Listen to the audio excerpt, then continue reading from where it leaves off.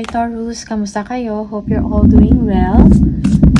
Welcome to 1111 Pinoy Tarot. This is a general reading for love or romantic situation. Just take what resonates for you and huwag ipilit, itugma kung hindi para sa inyo. Maraming salamat Taurus. Please like, comment, and share. And please tap the bell for updates from this channel. Let's see kung ano yung energy mo and your person about love and romantic situation. Taurus. Ano yung energy ng person mo and towards you, Taurus. Love and romantic situation for Taurus. Ano yung energy ng person mo? Okay.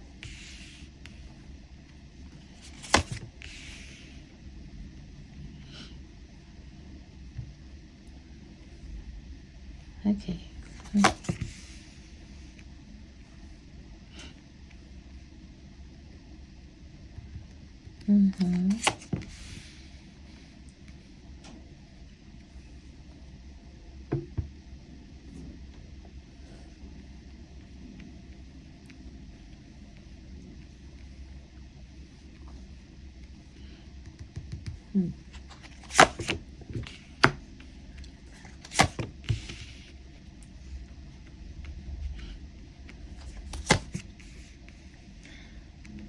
Okay.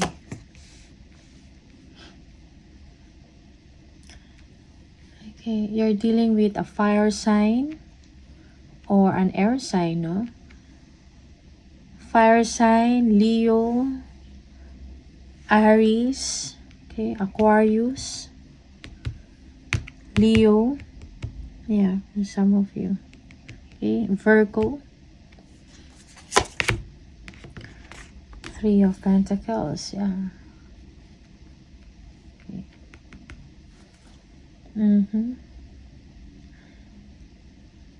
Yeah. Merong disconnection, no, with this person, Taurus, and or some of you, parang hindi kayo nag-uusap ng person na to, okay? Yeah.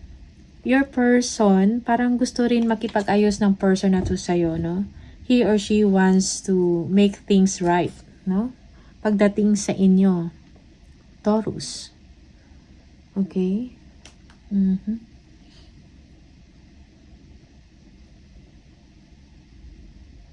Okay. Parang nag-iisip yung person ninyo. Okay? Parang nag-iisip siya ng negative. Naiisip ka niya actually. Parang pinapakita niya sa inyo na cold siya, no? But deep inside, bothered siya. Lagi kanyang naisip. May mga self-limiting beliefs. Okay? Merong pagsisisi at the same time sa person ninyo kung meron man siyang nagawa na hindi maganda towards you. Okay? But your person is parang pinagpapaliban niya muna ngayon yung sitwasyon. Pinapakiramdaman. Yeah. You are also showing strength, Taurus. Okay? Gusto mo magkaroon ng give and take, no? Sa inyong relationship. Yung parang fair. No? Gusto mo magkaroon ng fairness. Nakafocus ka sa finances, materials, no? Material wealth. Yeah, yung iba sa inyo, when it comes to finances, you are doing well, you are successful, no? Yeah. Okay, tingnan natin kung ano to. Yeah. Merong energy na gusto niyo i-work out, no? Gusto niyo pag-meet halfway. But then, maybe this person, yung person mo, is meron din siyang pride. And ikaw, ayaw mo din magpakita ng kahinaan sa person na to. Excuse me. Tingnan natin. Yeah. Okay, iba sa inyo, this person, merong abandonment issues.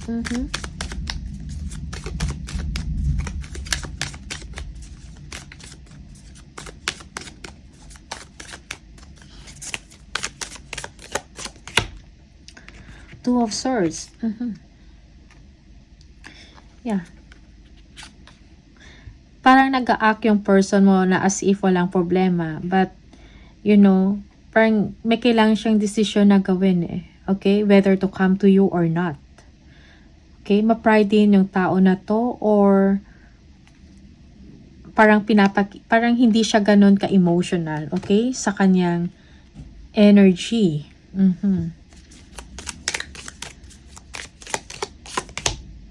Okay. High Priestess. Yeah.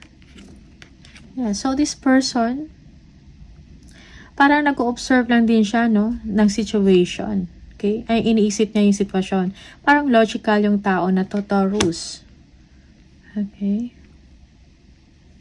Inoobserbahan ka lang din niya if you're going to take the move or kung ano yung nangyayari sa inyo. King of Wands. Ano to? The Fool. So, sa kanya is come what may, kung ano na lang ang mangyari along the way. Kung nasa tamang panahon na, then saka lang siya magte-take ng action. Something like that. Yeah.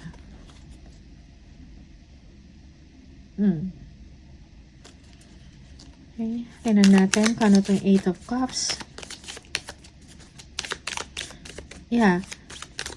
Parang sa isip lang to, pero hindi talaga siya nagtitake ng action. Yung sa kanya is, you know, parang gusto niyang ayusin or magkaayos kayong dalawa. But then, he's not also, parang hinahayaan niya na lang yung time o yung universe yung gagawa ng aksyon or ng paraan na magkaayos kayo or magkita kayo. Okay? Parang hindi siya gagawa ng effort towards you. Okay? Yeah, so parang temporarily, no? Parang tinutuon niya yung attention niya sa trabaho. Okay? Pinagpapaliban niya muna. He or she is walking away temporarily. Parang ayaw niyang isipin yun or problemahin kung anong man yung concern or problema ninyong dalawa sa connection. Maybe for some of you, you are dealing with someone na merong emotional distance, no? Or separation. Okay? Yeah.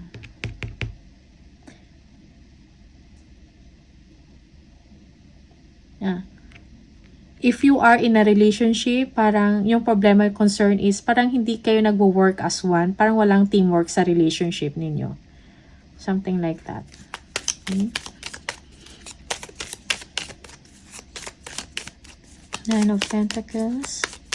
Tingnan natin ano itong 9 of Pentacles. Yeah, 3 of Wands. Yeah, you have a lot of plans, Taurus. No? Pagdating sa inyong work, parang nakafocus kayo sa inyong ambition. Okay? You are a hard-working person. Okay? Parang meron kang kakayahan to earn. No? Para sa sarili mo. Okay? Yung iba sa inyo, you are waiting on something to happen. Something na, you know, something progressive, okay? You are waiting for this person, for some of you.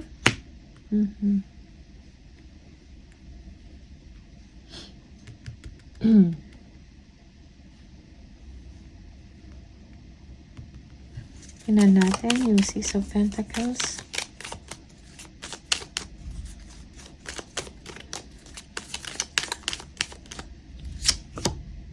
Nine of Wands.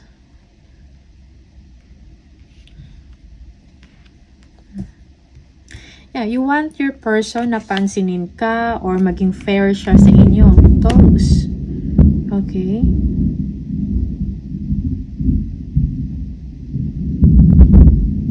Yeah. Gusto mo na yung person mo siya yung mag-take ng initiative, no? Na i-fix ko ano man yung kailangang ayusin sa inyong sitwasyon or sa inyong relationship. You want your person na maging giving sa inyo. Okay? Maging generous. Okay? Or bigyan ka ng time and attention. Okay?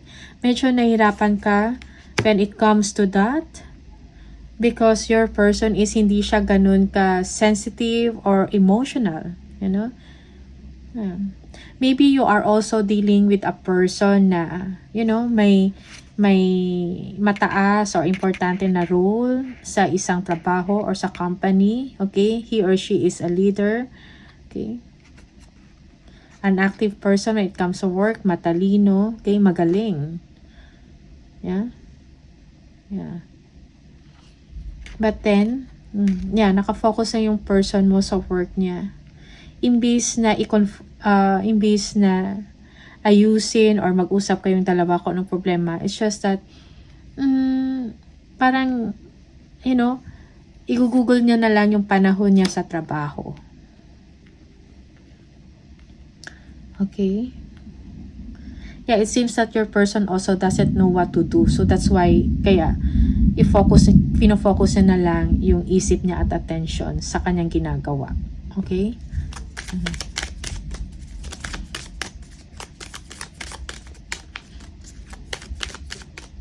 Yeah, your person is not happy, Taurus. Nagwo-worry din siya or, you know, nag-negative thinking. But at the same time, he or she is pretending na parang walang problema. Okay? You are looking forward sa abundance mo, sa prosperity. You are waiting on something na mga magkakandang mangyari sa future mo. Okay? Yeah, you are doing well. Kung meron kang business, it is going well.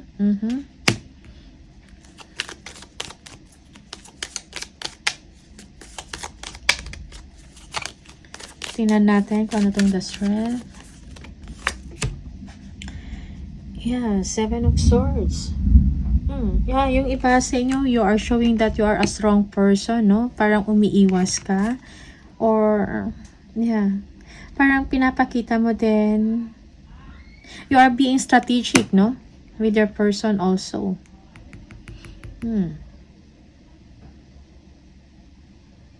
Or you feel that your person, maybe there is a third party in the relationship, no? You feel that your person is sneaking away. There is another person involved.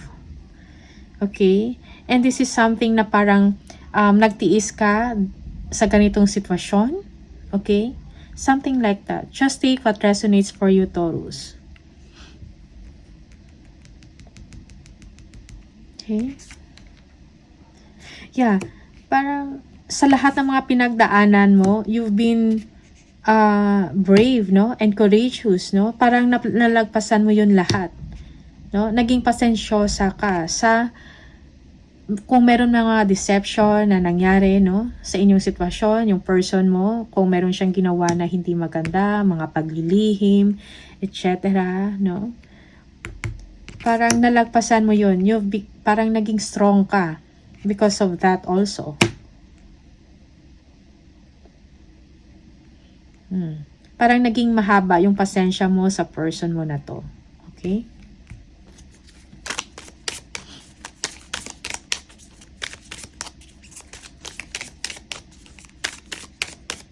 Yeah.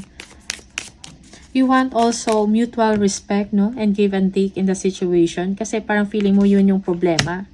Okay, parang yun yung inaantay mo. You're hoping for that. Yeah, for some of you, you are defensive, no? Defensive ka. Okay.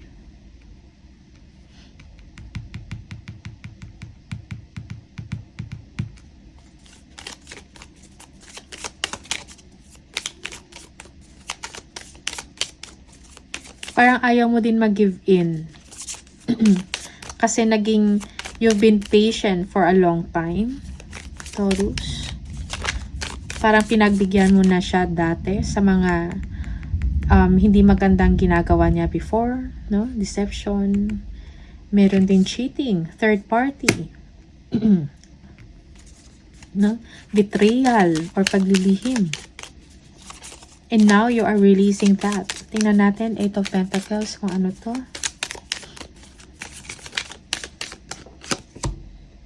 The Hangman. Okay.